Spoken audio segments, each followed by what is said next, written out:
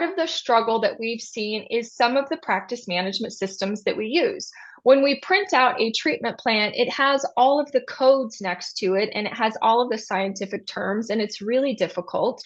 And I think that it makes it so that I can look at this and say, you're telling me I need a root canal, a buildup, and a crown, but do I need that buildup, right? Like, what is that? Can I get rid of that, $100?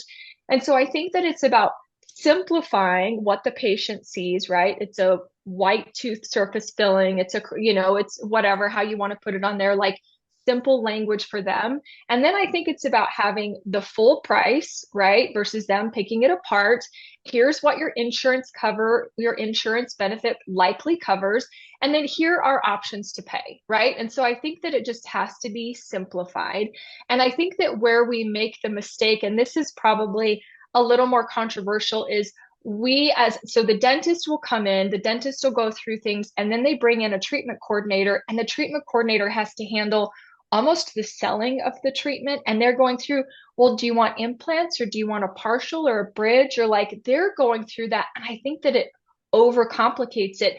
If the dentist, and I've seen dentists do an incredible job of this, if the dentists are actually comfortable with financial discussions to say, hey, Mrs. Jones, would you like to know what it would take, ideal treatment if it was my mouth, what I would like? That's going to run around, $6,000. Is that more or less than what you were expecting?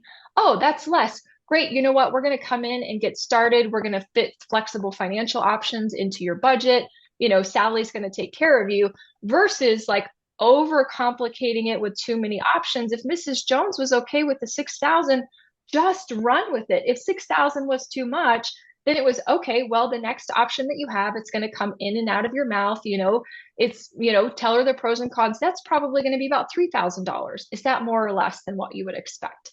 And so when we can have this like clinical financial close from the doctor, it actually simplifies everything else. And I think the patient gets a better outcome.